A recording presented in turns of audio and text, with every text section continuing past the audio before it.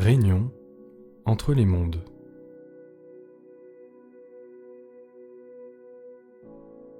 Pour aborder ce thème, j'ai à cœur de préciser d'abord certains points importants. Si ce sujet peut nous paraître si opaque, c'est qu'ici notre vision est complètement inversée. Nous allons donc, pour simplifier, remettre les choses dans l'ordre. Ainsi, nous verrons en quoi consistent les réunions, qui y est convié, comment elles se déroulent et pourquoi. Afin de comprendre, il est essentiel de revenir à la post-incarnation, au monde entre les vies.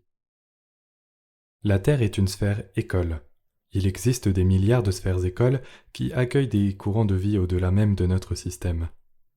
Ces derniers vont passer par les lois de l'univers local et ascensionner à travers ces lois. Voilà ce qu'est une planète école.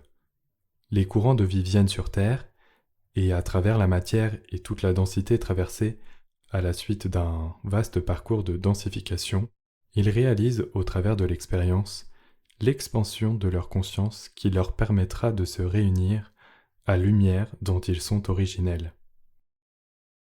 C'est une sorte de défractalisation qui amène l'humain à faire l'expérience de sa déité, via les strates de sa densité.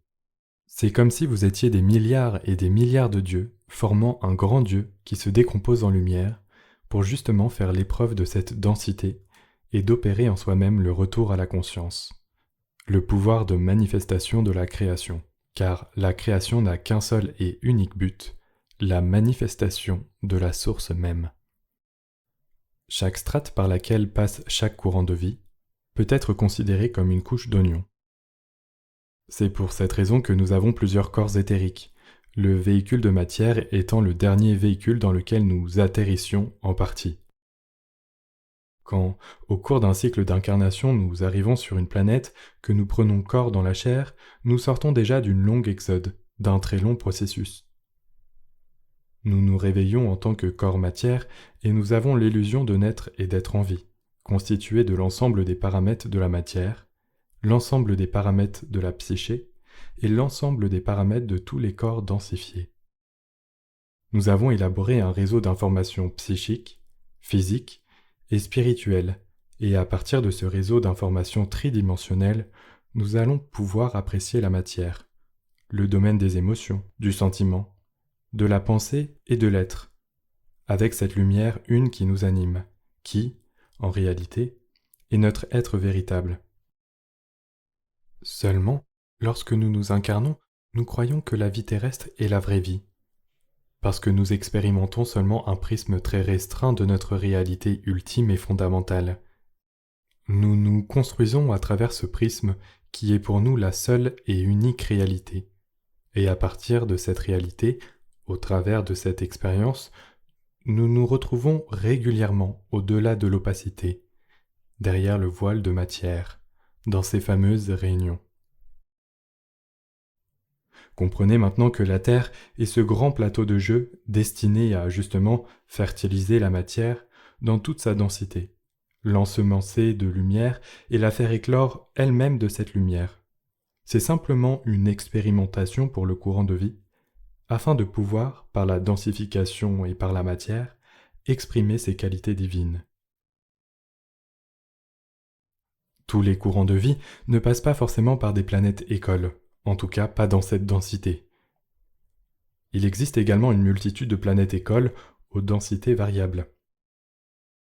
Toute incarnation, tout courant de vie transite préalablement par un conseil planétaire. En effet, la hiérarchie de chaque planète école est parfaitement organisée. Une équipe définie est là pour veiller sur le bon déroulement de l'école.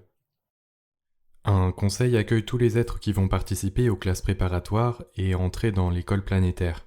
Les courants de vie sont accueillis, validés, ils sont entendus et entretenus sur leur volonté et leur capacité d'apprentissage et d'ascension. Imaginez une planète ronde, appelez-la la planète matérialisée, densifiée, telle que nous la percevons. Si nous étions capables de percevoir les villes éthérées, nous verrons qu'elles sont présentes sur toutes les planètes écoles, sauf sur celles qui ont atteint un certain stade de leur évolution, où ces pôles d'accueil ne sont plus nécessaires.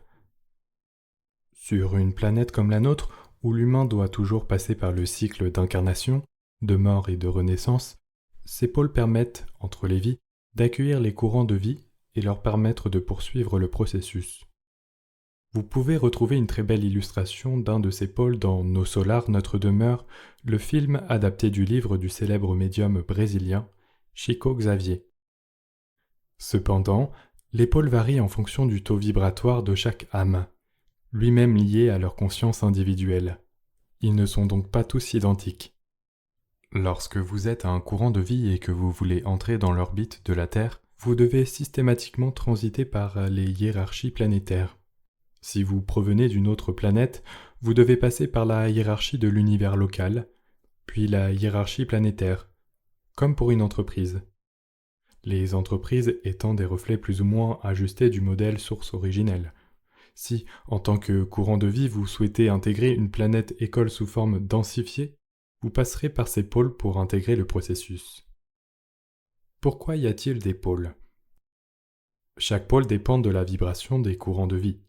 Certains sont investis dans l'accueil des humains qui ne sont pas encore au stade d'éveil, ceux qui meurent, revivent, meurent et reviennent, ceux qui n'ont pas conscience une fois incarnés qu'il y a une vie après la mort, ceux qui ignorent être plus que des êtres physiques et qui n'ont pas encore le savoir de leur nature véritable. Ainsi, de nombreux pôles de la sorte existent autour de nous. D'autres pôles accueillent des courants de vie qui ont déjà accédé à des stades de conscience plus élevés. Les courants de vie ne sont donc pas tous mélangés.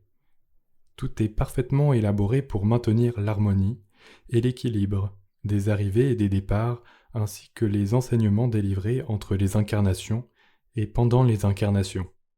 Certains êtres sont impliqués dans la rétribution et l'enseignement. Ils interviennent pour aller apporter et ensemencer certaines de leurs connaissances sur Terre. Ils ont parfois dépassé le stade de l'individualité et viennent transmettre leur savoir dans les secteurs aussi divers que l'agriculture, les sciences, la spiritualité ou tout autre domaine ou sujet. Bien que non tributaires du cycle de réincarnation, ils seront cependant soumis aux mêmes règles et seront donc introduits de la même manière. Il y a toujours des réunions avant l'incarnation, entre les incarnations, pendant l'incarnation, des réunions pour tout. L'apprentissage ne s'arrête jamais. Il est de même pour les pôles où les humains ne sont pas conscients de qui ils sont. On ne leur dit pas de but en blanc « de toute façon tu es ci ou ça ». Car même à ce moment-là, le courant de vie n'est pas forcément capable de comprendre et de recevoir l'instruction entière des rouages de l'univers. Contrairement à ce que pensent certains, nous n'avons pas directement accès à la connaissance globale. Nous restons dans une certaine forme densifiée pour ensuite réintégrer l'incarnation. Cependant, en d'autres circonstances, nous pouvons faire l'expérience de l'unité. Et cela est parfaitement compréhensible. Imaginez si subitement vous étiez totalement dans cette source de vie et conscient de ce qui peut vous arriver de manière fractionnée. Eh bien, vous n'auriez plus jamais envie de revenir. Vous êtes donc une espèce de forme consciente, que nous appelons la forme morantielle. C'est pourquoi vous avez l'exacte projection de comment vous vous percevez et vous participez toujours aux réunions, en fonction de vos propres centres d'études. Tout le système mis en place dans ces pôles est là pour aider chaque courant de vie à réussir ce qu'il est en train d'entreprendre. Chaque courant de vie n'a pas forcément envie de mettre en place les mêmes projets. Certains sont là, par exemple, car ils veulent implanter sur Terre une science qu'ils ont réussi à développer sur d'autres sphères. Ils vont donc choisir de suivre tout un cycle d'incarnation sur une centaine d'années, afin de pouvoir être capables d'appréhender l'énergie de cette école et y déployer cette science-là. Sur ces plans, l'échelle de vie incarnée n'est pas perçue de la même manière qu'une fois dans la matière. Une personne pourra donc prévoir de venir développer un système ou une technologie spécifique sur plusieurs incarnations. Vous trouverez un très bon exemple de ce principe sur les mystères dévoilés de Godfrey Ray King. Vous y apprendrez que ce n'est pas la première fois que M. Ballard, qui deviendra Godfrey, travaille dans les mines et s'intéresse aux minerais et aux minéraux. Ces connaissances ont été développées au cours d'un vaste cursus d'incarnation, dans un but défini qu'il souhaitait développer. Croyez-moi, cette configuration où des êtres entreprennent des missions qui se déroulent sur de nombreuses vies est largement plus fréquente que nous le pensons. Beaucoup croient qu'ils s'incarnent et réalisent directement une magnifique mission, à la manière d'Avatar, mais en réalité, beaucoup de courants porteurs d'un projet destiné à aider la Terre réalisent de multiples incarnations pour le mener à son terme. C'est un peu comme lorsque vous êtes étudiant et que vous suivez le programme Erasmus. Tiens, ils ne font pas encore cela sur Terre, je vais entamer un cycle spécifique afin de pouvoir élaborer la mise en place, la mise en service et enfin l'accès à cette technologie que je souhaite apporter. Énormément de projets sont en cours d'élaboration et des réunions sont mises en place pour assurer leur bon déroulement. Cependant, vous ne venez pas aux réunions uniquement pour vos projets personnels. Vous êtes entouré de toute une équipe. Premièrement, le projet est validé par la hiérarchie de notre système et ensuite par la hiérarchie en charge de la grande école planétaire. En tant que courant de vie, vous venez et vous dites « Voilà, j'aimerais bien établir tel plan pour l'humanité. » Le Conseil connaît parfaitement les humains de la Terre et les difficultés que vous pourrez potentiellement rencontrer. Et il en va ainsi pour apporter tous les éléments nécessaires pour que vous puissiez vraiment mener à bien ce qui a été validé en amont.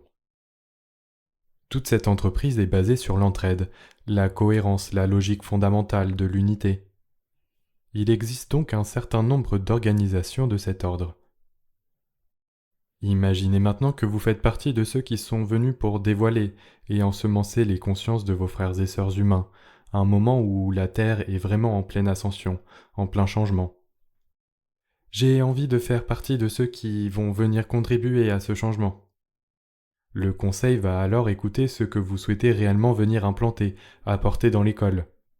Les choses vont être organisées, planifiées. Les grandes instances planétaires connaissent exactement les plans. D'ailleurs, ce sont elles qui décident, même si elles sont elles-mêmes soumises à la hiérarchie du Soleil, celui de notre système local, celui que nous voyons tous les jours. Cette hiérarchie du Soleil, administrée par Hélios et Vesta, est elle-même soumise à la hiérarchie du grand Soleil central. Pour simplifier, Hélios et Vesta vont dire au Conseil planétaire « Nous vous donnons tant de quantité de lumière, tant d'énergie, de moyens pour pouvoir mener à bien certains objectifs. » À partir de là, le Conseil planétaire va donner son accord en fonction de la quantité de moyens alloués par la régence du Soleil. Pourquoi une quantité ? Le maintien de la planète en orbite exige une dose d'énergie allouée qui sert au maintien du flux d'harmonie de la sphère. Ce sont eux aussi qui décident de la quantité de courants de vie qui peuvent être accueillis sur une sphère, et qui décident du nombre de naissances par révolution solaire par exemple. Avez-vous réalisé qu'il y a sensiblement le même nombre de femmes et d'hommes sur Terre ? En réalité, ils décident de tout, car tout cela est une organisation beaucoup moins anarchique de ce qui paraît ici. Sur Terre, nous avons l'impression que tout est accident et hasard. Or, absolument rien n'est dû au hasard. C'est encore une fois parce que nous voyons les choses à l'envers. Par exemple, le Grand Conseil planétaire décide de développer en Occident la spiritualité modernisée. Le but de la dernière décennie était effectivement de dépoussiérer la spiritualité et redonner un souffle à l'Occident, via une spiritualité en dehors des dogmes, car les humains, conscients des biais et des travers de la religion, avaient perdu confiance. Ainsi, il a été décidé d'envoyer un nombre spécifique de courants de vie en Occident pour apporter un certain message et des énergies particulières. De plus, de nombreux courants de vie portant en eux cette énergie de foi ancrée avaient été très efficaces dans les Indes, dans le Grand Orient, mais cette foi pouvait être qualifiée de léthargique. En effet, ceux qui portent cette teinte ne sont pas des gens qui vont forcément se destiner à créer. Par conséquent, un grand nombre de ces courants vont être placés en Occident. Ainsi, ils vont pouvoir faire émerger toute cette paix intérieure et offrir à certains pays un autre axe d'évolution et une autre couleur. Vous voyez que des vastes organisations existent à grande échelle, avec un énorme cahier des charges où nous savons exactement quel mouvement, quel pays influence quoi, quel genre de ville impacte quel type d'énergie, quel genre de culture. Nous ne venons pas à l'aveuglette. Imaginez donc le nombre de réunions nécessaires à cette grande orchestration. Entre toutes les incarnations, toute cette machinerie se met en place à divers niveaux. Cela concerne les gens venus comme étudiants dans un but précis pour mener à bien un projet, et c'est une des possibilités. Il y a aussi ces courants de vie qui sont là juste imbriqués dans l'école, en tant qu'humains, en train d'apprendre, qui ne sont pas au courant de qui ils sont. Ce n'est pas grave, car ce cycle d'incarnation a pour but de leur enseigner qui ils sont. Tous les courants de vie, encore ignorants de leur nature véritable, sont aussi pris en charge entre les vies. Ils vont généralement se réincarner un peu plus rapidement. Par exemple, on va leur dire « À l'âge de 24 ans, tu auras une fille et ce sera celle qui était ta grand-mère, parce qu'ensemble, vous allez développer cette harmonie mutuelle par la suite du processus. Elle va pouvoir t'apporter ceci et toi tu pourras lui apporter cela. Cela vous permettra de déployer cet axe-là. » Voyez combien tout cela demande du travail derrière le rideau. Et cela ne s'arrête pas là. Par exemple, Julie accueille à 24 ans Anna, qui était sa grand-mère. Une fois incarnée, on ne va pas la laisser dans le brouillard. L'aide se poursuit quotidiennement. Ce n'est pas parce que nous sommes incarnés que nous avons coupé tous les liens avec toutes ces sphères. C'est pour cela que le soleil existe. Même si nous avons l'impression d'être dans un sommeil paradoxal, avec des rêves bizarres, cela n'a rien à voir. Des entités, dans toutes les strates, sont toujours là pour jouer avec les énergies. Ils sont capables d'organiser l'énergie dans votre psyché de manière à ce que vous puissiez continuer à travailler dans les projets pour lesquels vous vous êtes incarné. Et quand vous vous réveillez, vous pouvez être conscient de ce rêve, mais c'est un autre sujet. J'évoque ici ce lien avec les réunions, avec les sphères qui n'est jamais coupé. Même si Julie passe 24 ans sans Anna, en réalité, quand elle va dormir, et même en songe éveillé, elle va la contacter. Elle va la retrouver un certain nombre de fois. Tout sera fait pour que les choses restent dans le plan initial. Dans vos réunions, vous ne rencontrerez pas seulement ceux que vous allez accueillir, mais ainsi des personnes avec lesquelles vous serez très prochainement en contact. Par exemple Gino, dont vous ferez connaissance dans 5 ans environ, lors d'une croisière. Quand cela se produira, vous serez surpris du feeling immédiat avec lui. Bien sûr que vous le connaissez déjà, et ce n'est pas toujours via d'autres vies. Ici, vous êtes tellement relié à l'envers du décor, et même si cela se produit totalement inconsciemment, toutes ces réunions vous permettent de garder une empreinte en vous et vous alerter au quotidien. Vous aurez par exemple l'impression de connaître cette personne, vous porterez instinctivement votre attention sur celle-ci ou cela. C'est une organisation très vaste et minutieuse sous bien des aspects. Parfois, quand nous ne nous souvenons pas d'une réunion, mais que nous sommes certains d'y être allés, nous pouvons avoir l'impression d'être un peu floués. Mais laissez-moi vous expliquer pourquoi il est quelquefois fondamental de ne pas se rappeler. Si vous vous souvenez d'une réunion, cela démontre assurément un certain stade de conscience. Mais imaginez une personne incrédule qui se réveille avec en mémoire toutes les informations d'une réunion. Cela pourrait briser sa vie.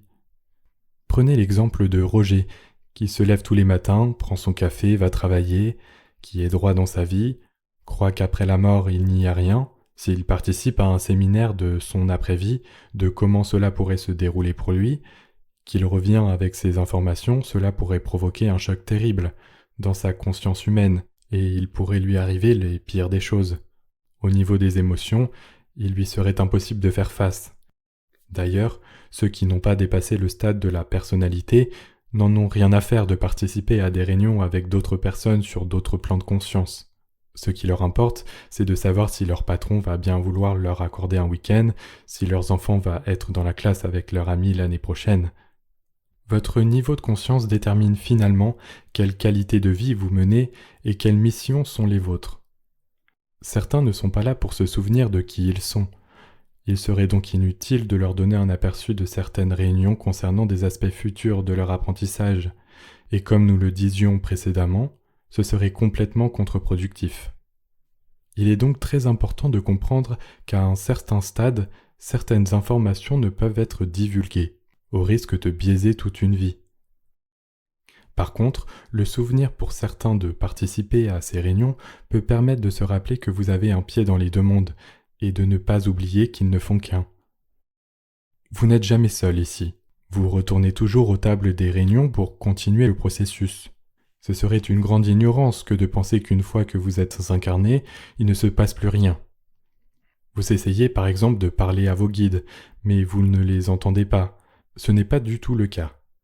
Les liens sont permanents, nous sommes sans cesse briefés. Certains, certes, vous ignorez que vous ne savez pas encore, mais en réalité, au fond de vous, vous avez déjà été informés. Se souvenir d'une réunion à laquelle nous avons participé est donc un cadeau. Une autorisation pour que l'être reçoive une validation témoignant de son appartenance à un processus beaucoup plus vaste. Nous nous sentons intégrés dans une équipe. Nous savons être ici pour un vrai travail, au-delà de notre propre personne individuelle. Pour ceux d'entre nous qui reviennent avec des connaissances et des savoirs, ce sont simplement des validations pour ancrer les choses en nous, pour justement sans cesse remettre du sens à notre expérience. Tout cela permet de comprendre que nous voyons les choses complètement à l'envers. C'est une fois ici que nous devons faire ces expériences-là dans la matière. Et le processus est communiqué partiellement à l'intérieur parce qu'en réalité, c'est que nous allons le vivre. Voici un autre point extrêmement important que j'ai à cœur de vous partager. Votre conscience, qui est elle ici, a tendance à se mentaliser. Récemment, j'ai participé à une réunion où tout était limpide, où j'ai saisi profondément dans ma conscience tout ce qui se tramait, mais une fois revenu ici, Lulu a réembarqué ses corps émotionnels, mentaux et physiques. L'information que nous gardons, lorsqu'elle est mentalisée, devient distordue. Vous-même, vous commencez à questionner la justesse des propos que vous avez entendus. Il est impossible de ramener des informations d'un certain plan dans le mental, sans le pervertir ou le fausser. Certaines pourraient même paralyser votre vie. Voici un exemple. Imaginez que Flo doive suivre des cours de mandarin dans 3 mois. Cela va ouvrir des choses pour la suite du processus. On va lui faire rencontrer le courant de vie adéquat, qui correspond à une 21e incarnation où il doit récupérer justement une part d'énergie liée à cette personne. Voilà tout ce qu'il se trouve derrière. Mais si Flo se réveille demain en ayant l'information que dans 3 mois, il devra apprendre le mandarin, qu'il rencontrera une femme, il va d'abord se dire qu'il n'a pas du tout envie de s'initier à cette langue. Il va se demander où il va bien pouvoir rencontrer cette personne, à quoi elle ressemblera et comment il va la reconnaître. Si le mental commence à prédéfinir ces informations, c'est raté. Dans ce cas-là, le plan échoue, car Flo ne va pas écouter sa guidance, son envie profonde d'aller de fil en aiguille étudier cette langue et rencontrer cette personne. Tout est gâché, car nous ne vivons pas dans la même dimension, nous n'avons pas encore accès à des plans de conscience élargis. Sur le plan de la conscience humaine, nous devons absolument ressentir les choses pour pouvoir les expérimenter et être guidés. Nous disons souvent que la nuit porte conseil. Je vous jure que rien n'est plus vrai. Si nous savions tout cela, nous aurions beaucoup moins peur de l'avenir, de ne pas être aidés ou soutenus, car rien n'est dû au hasard. C'est notre opacité, notre grande ignorance qui nous freine. Rien n'est accidentel. Avec cette connaissance, nous aurions moins de résistance aux événements vécus, à ce que nous comprenons ou non, et nous ferions beaucoup moins d'erreurs. Ici, si vous avez l'impression que rien ne fait sens, que tout est hasard, que vous ne savez rien et que vous êtes livré à vous-même, si vous ne remettez pas l'église au milieu du village, vous ne comprendrez pas que vous êtes assisté au travers d'une vaste expérience dans laquelle tous vos congénères participent également.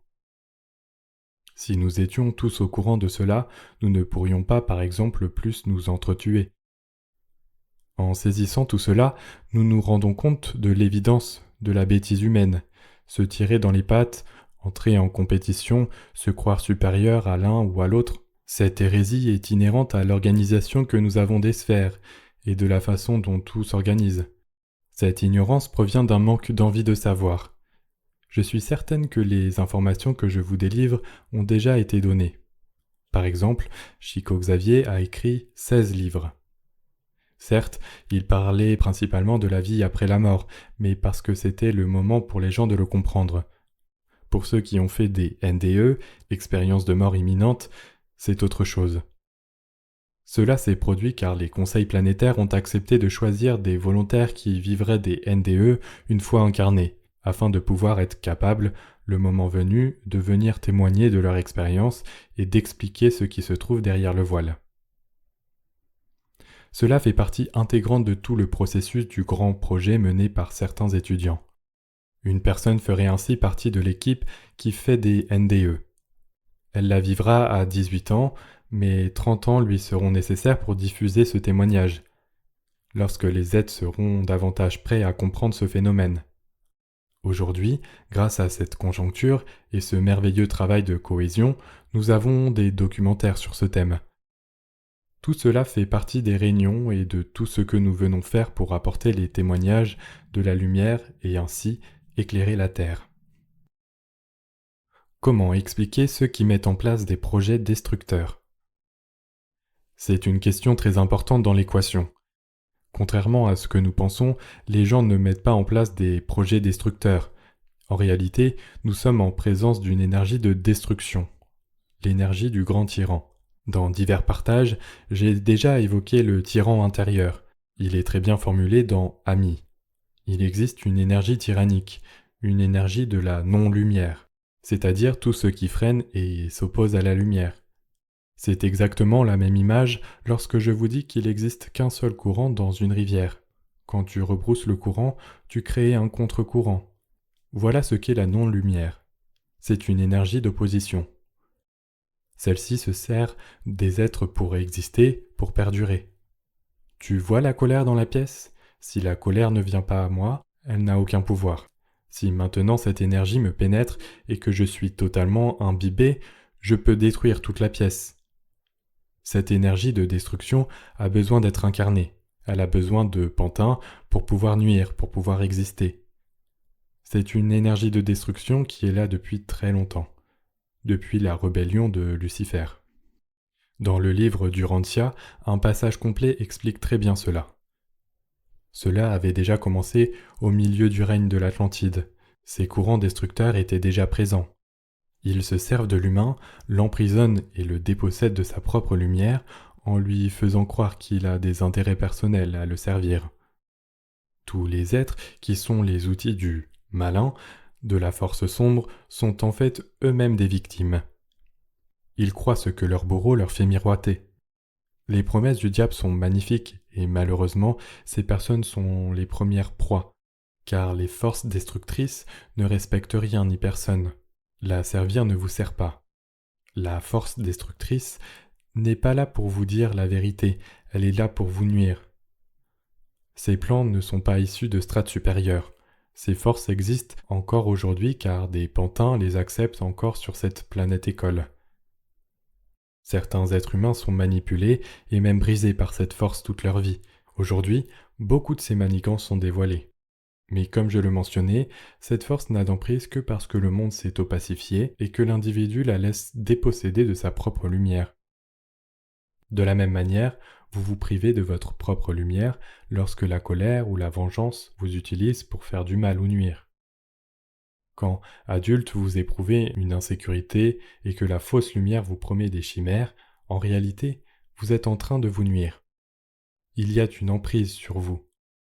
La Terre est une planète foyer du tyran, car les êtres ne savent pas qu'ils sont dieux.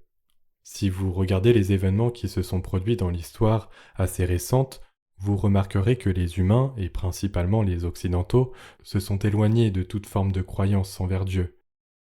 On leur a fait croire que c'était des inepties et que seules les sciences existaient.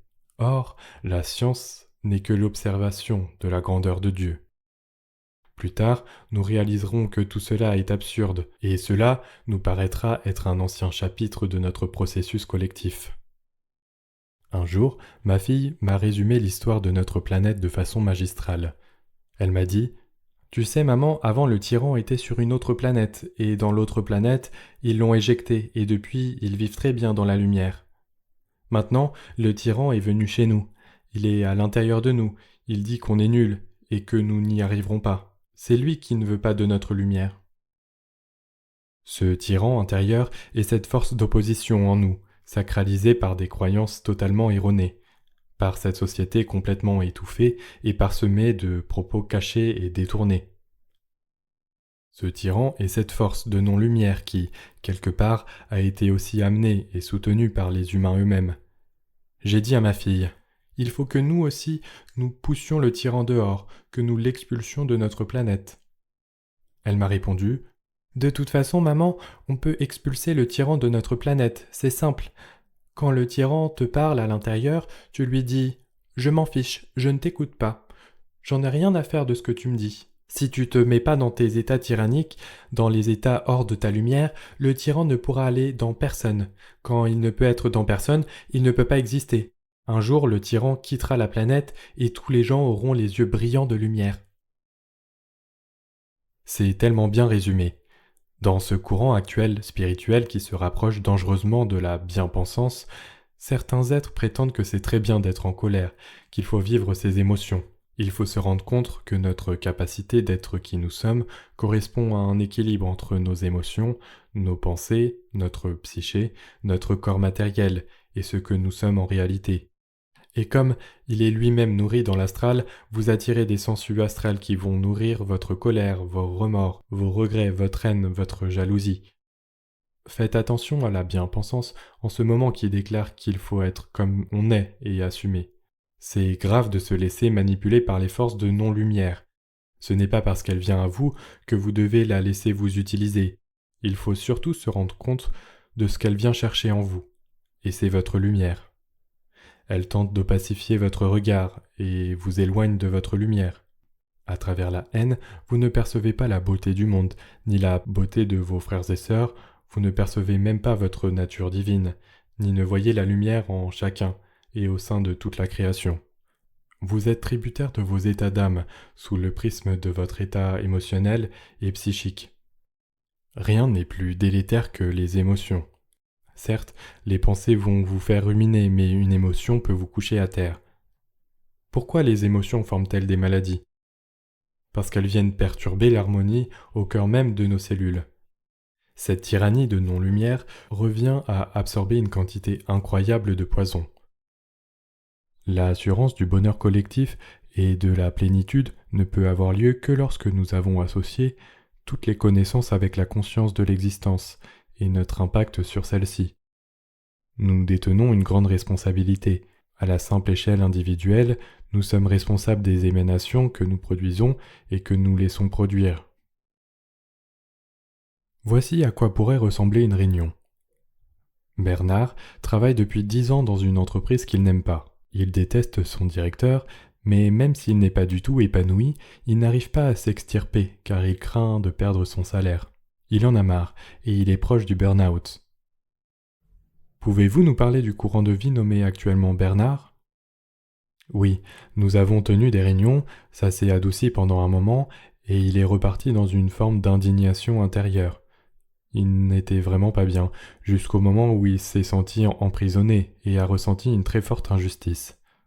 Jusque-là, il n'a pas été capable de sortir de ses schémas, malgré que nous lui ayons suggéré d'aller voir sa grande-tante plusieurs fois.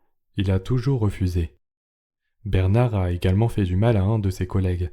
Il s'est laissé imbiber de ces énergies de non-lumière qui ont été largement alimentées par tous les films et les séries très sombres qu'il regarde depuis 3 mois. Il a accumulé beaucoup de ces énergies-là. Un jour, il a tout déversé sur son collègue, qui a été grièvement blessé. Voilà ce qui peut se passer concrètement sur Terre.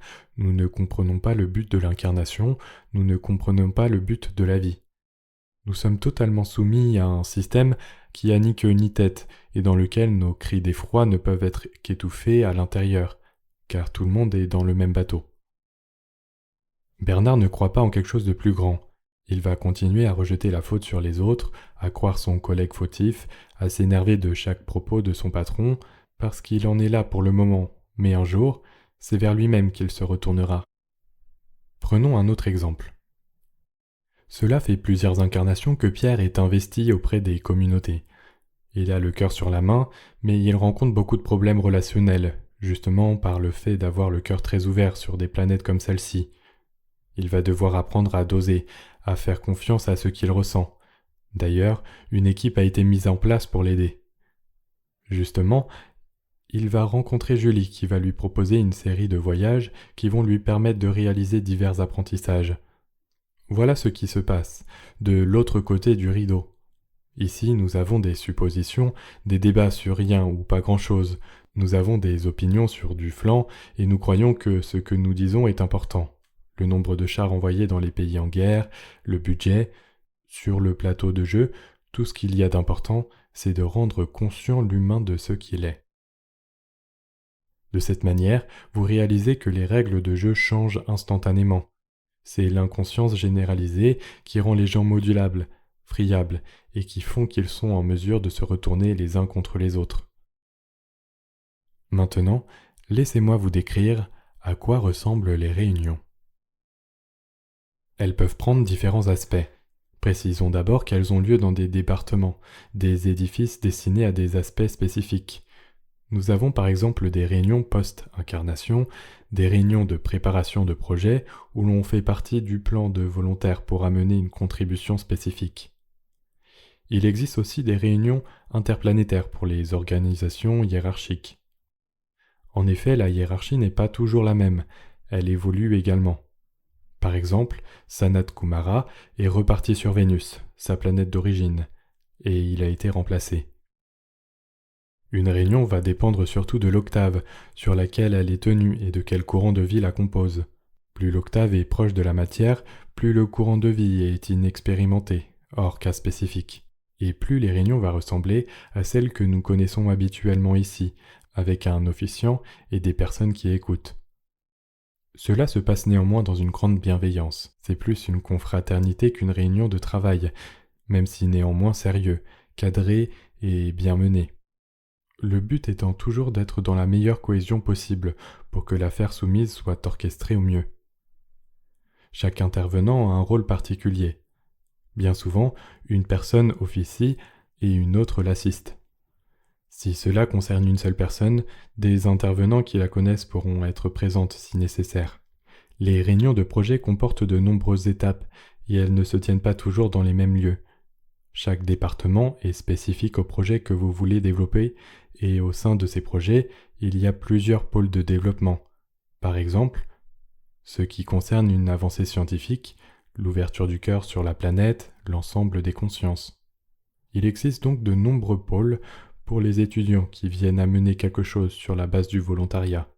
Les réunions sont très diverses.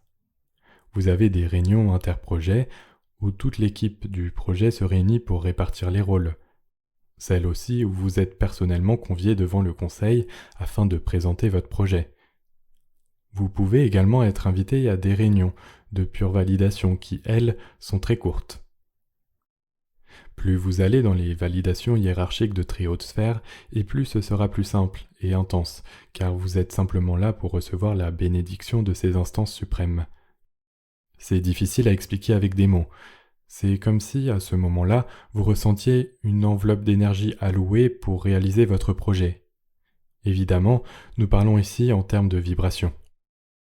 Les êtres ne s'incarnent pas tous sur la même planète. C'est pourquoi il existe aussi des réunions interplanétaires. Ils peuvent être réalisés soit dans les pôles de la planète accueillante, soit dans ceux d'autres planètes. En outre, il y a aussi des réunions spécifiques liées par exemple à toutes les ingénieries de surveillance. Celles-ci me font penser à la série The Orville.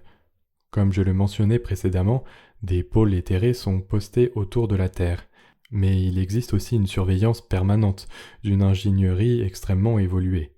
Cette flotte procède à toutes les observations éthériques, magnétiques, spécifiques au niveau de la Terre-matière, des êtres humains, des avancements. Des réunions ont donc également lieu pour des structures. D'ailleurs, certains humains incarnés servent ces flottes-là et leur donnent des informations. Il peut vous arriver de participer à des réunions dans des vaisseaux. À ce moment-là, soit ce sont des réunions avec des êtres d'autres natures, soit des réunions qui ont lieu dans le cadre de l'action de surveillance. Vous êtes alors un des éléments qui va devoir se rendre à un endroit précis, à un instant T, ou partager une expérience au sein d'une mission précise. Si je vous expliquais tout ce que nous faisons en permanence, vous vous direz que nous travaillons tout le temps. Imaginez par exemple Flo, Laetitia et Audrey, qui ont été appelés à aller à la dune du Pilat. Ce n'est pas uniquement pour y passer un bon moment et boire un mojito. C'est beaucoup plus intéressant que cela. Seulement, sur ce plan encore très opaque, vous faites les choses très inconsciemment. La vérité est que Laetitia est envoyée là-bas. C'est qu'à ce moment-là, elle porte une énergie qui va être utile pour elle, pour d'autres et pour l'endroit où elle se rend. Et vous savez tout cela inconsciemment, parce que justement vous participez aux réunions. Faisons-nous des réunions dès notre naissance. De 0 à 7 ans, nous sommes encore dans ce que nous appelons la migration de l'âme. Celle-ci est dans un processus important, où elle doit atterrir en douceur. C'est une période spéciale, où elle est toujours entourée. Elle est justement encore très présente de l'autre côté. Mais ici, nous avons tendance à violenter les enfants. On rationalise tout de suite leur cerveau. Les faire arriver dans des structures rigides aussi rapidement est abominable pour eux, surtout des organisations qui aplatissent la migration de l'âme et ne la font pas atterrir en douceur. Mais cela est un autre sujet. Dans cette tranche d'âge, l'âme fait encore partie de tout ce qui est inhérent à son processus de migration. Elle est accompagnée, est absolument aidée, mais elle n'est pas encore totalement investie dans ce qu'elle doit accomplir. C'est un peu différent. Néanmoins, elle est en lien permanent avec l'autre côté. Personnellement, je me souviens très bien de mes réunions lorsque j'étais plus jeune. Je trouvais cela normal de revenir à la maison, de me souvenir de tout ce que l'on avait pu faire de l'autre côté, même si je ne pouvais pas vraiment l'expliquer. Je nourrissais d'ailleurs beaucoup d'impatience.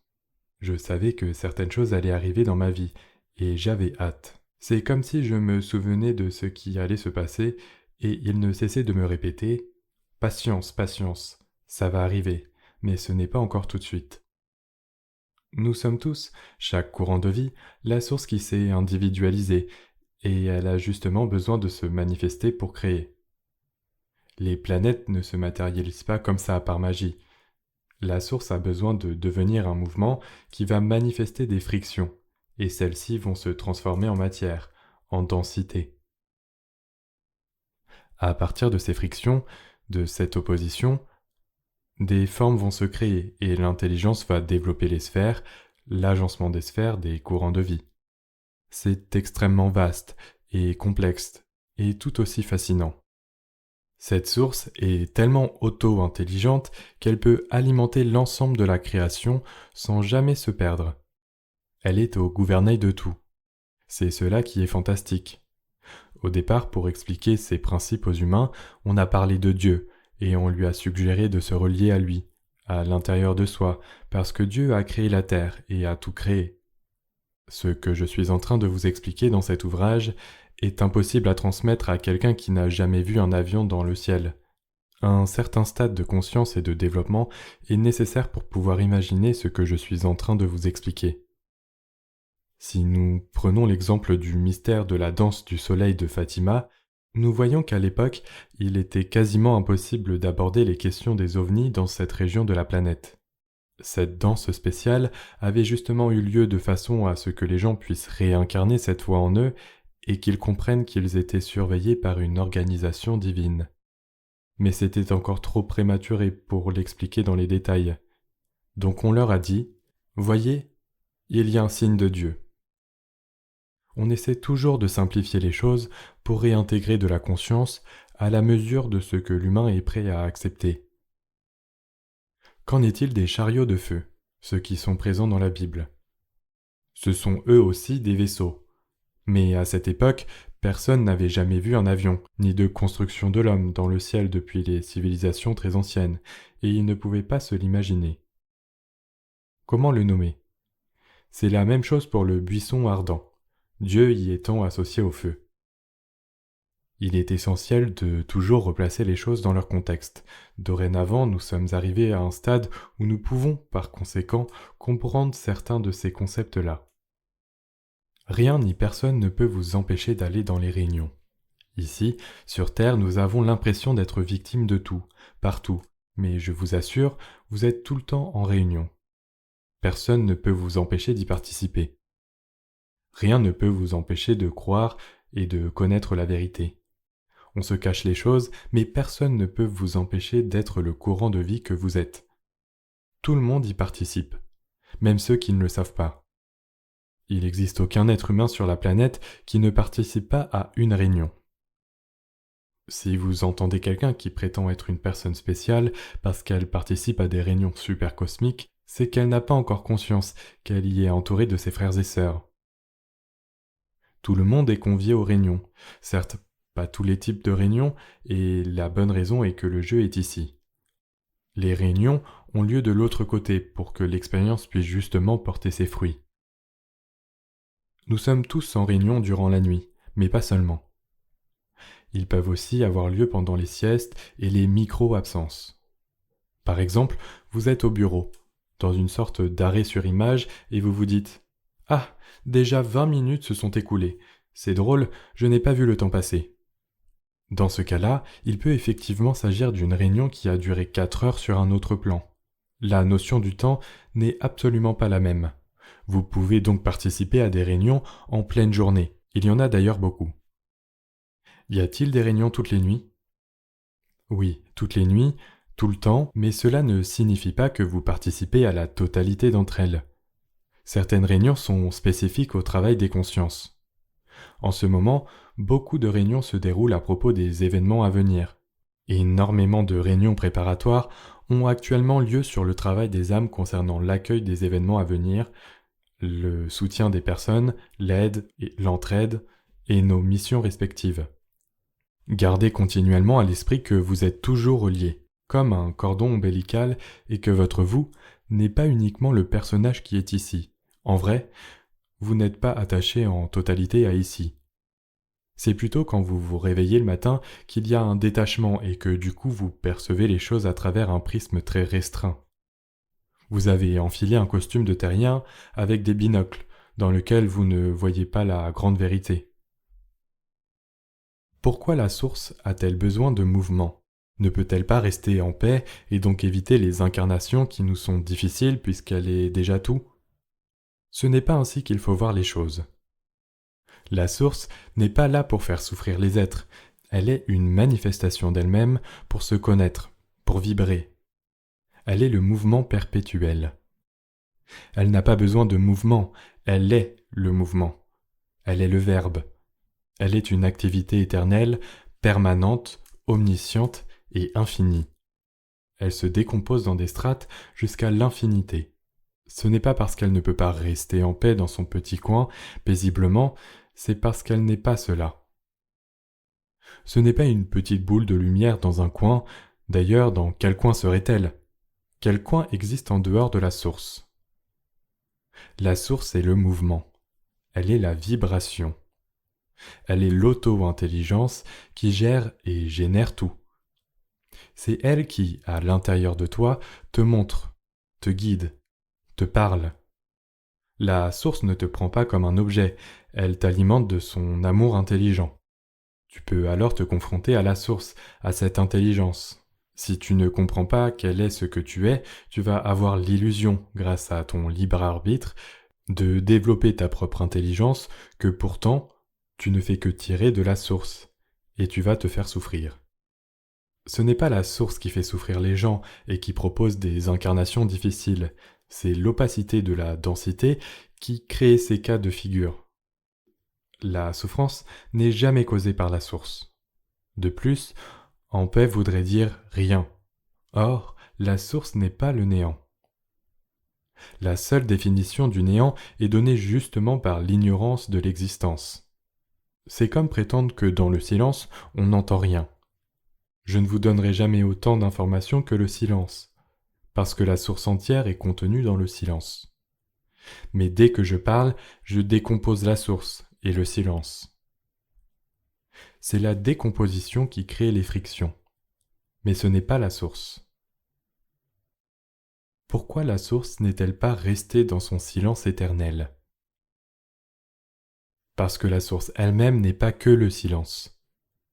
Puisque la source elle-même est l'auto-intelligence qui peut manifester les choses à travers le silence, les tirer, créer, se multiplier et se démultiplier. Ce serait fou de ramener cela à notre toute petite conscience humaine, à notre mental d'ici. Les humains se débrouillent très bien pour créer des souffrances tout seuls, justement parce qu'ils ne comprennent pas la source. L'évolution ne se fait-elle que par la souffrance ou l'effort général?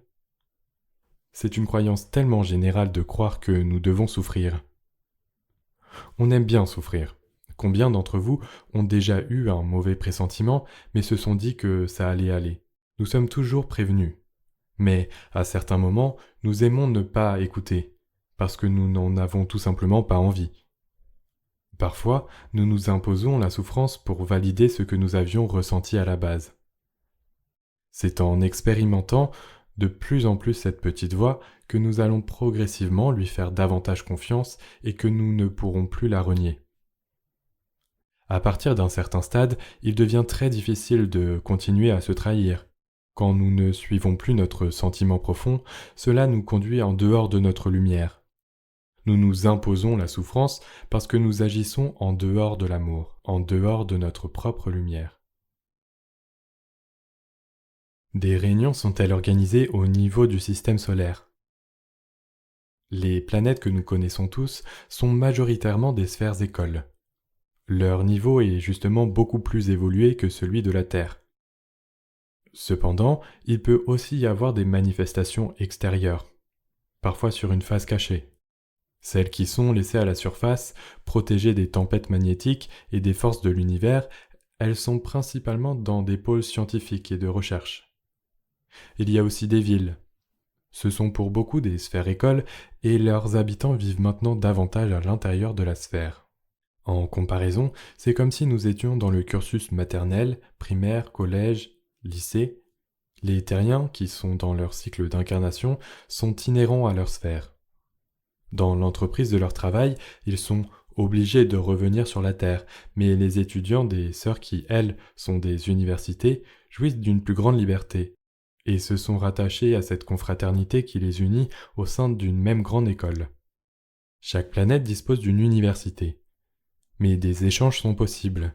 La plupart d'entre elles ont des niveaux similaires. Vous pouvez par exemple intégrer une autre sphère qui correspond à votre niveau de développement ou au processus individuel engagé.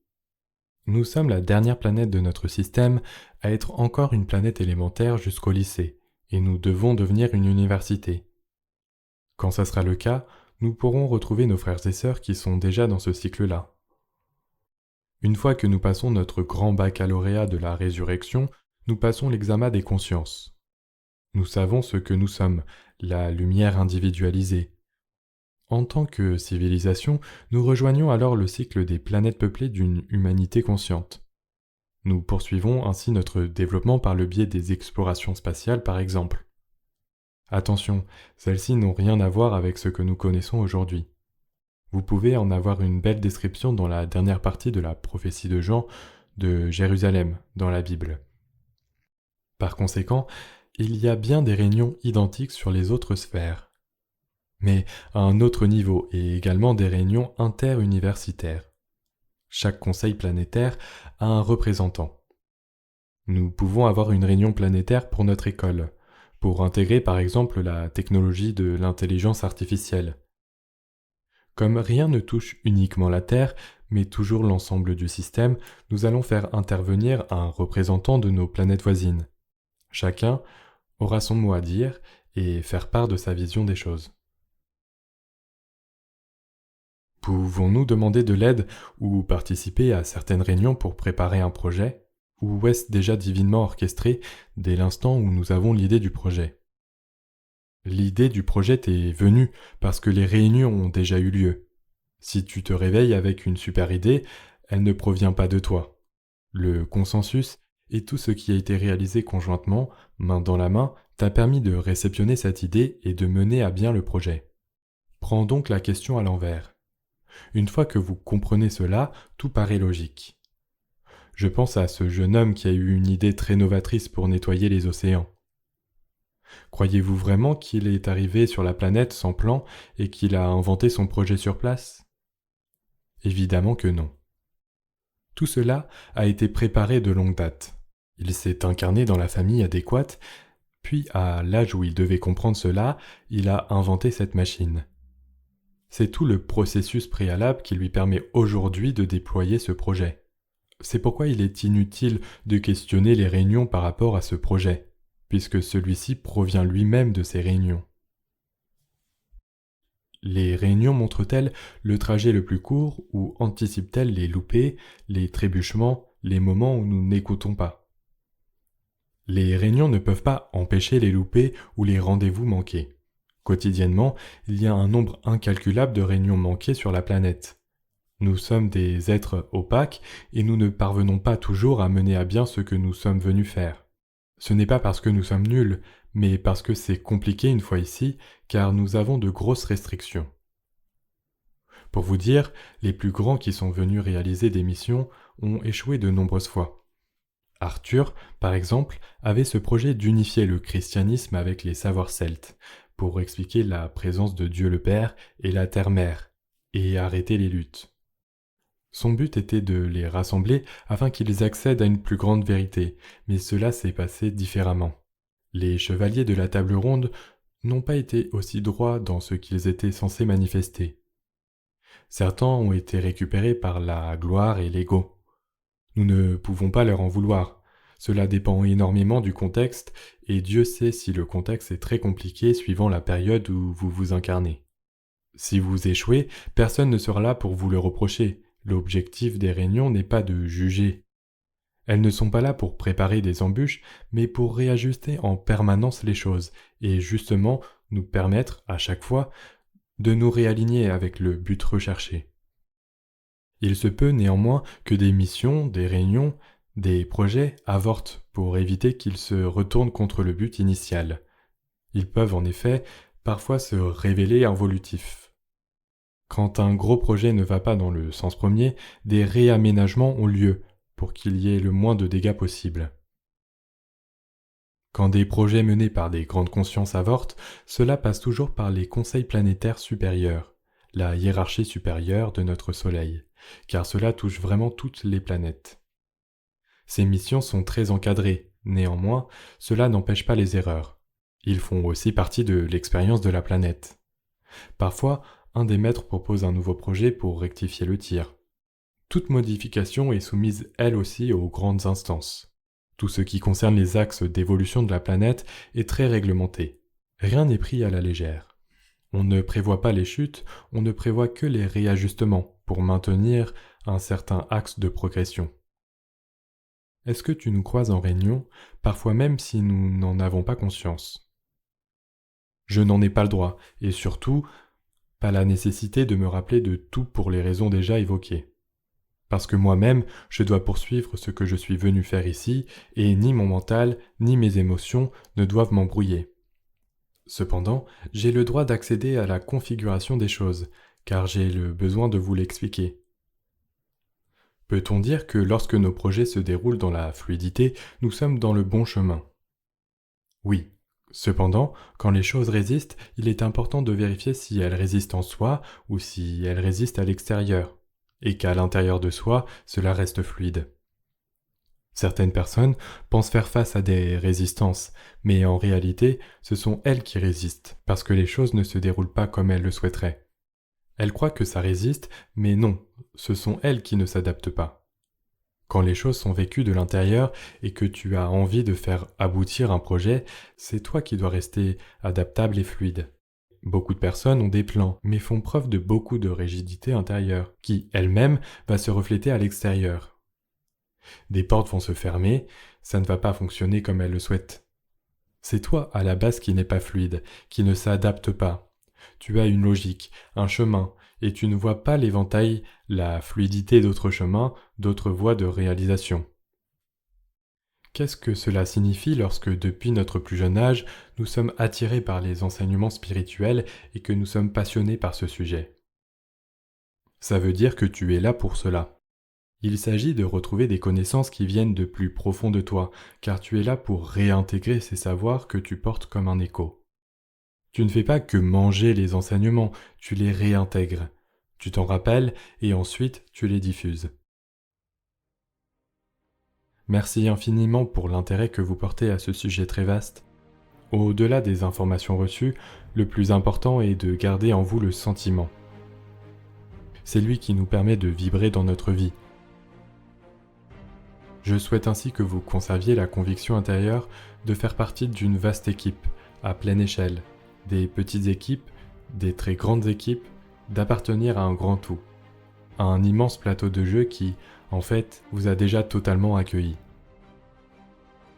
Je vous souhaite de partir avec ce sentiment et que maintenant, vous ne soyez capable de nourrir aucun regret et que vous osiez. Les manquements surgissent quand les gens n'osent pas et c'est dommage. En sachant cela, je nourris l'espoir sincère que cela vous permettra de vous faire davantage confiance, d'oser, d'être vous, car en réalité c'est tout ce que nous attendons.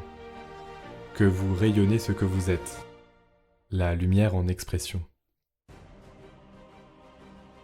Issu d'un atelier conférence de mai 2023, Lulumineuse, retranscription réalisée par Sylvie Retailleau avec des modifications apportées par Lucille.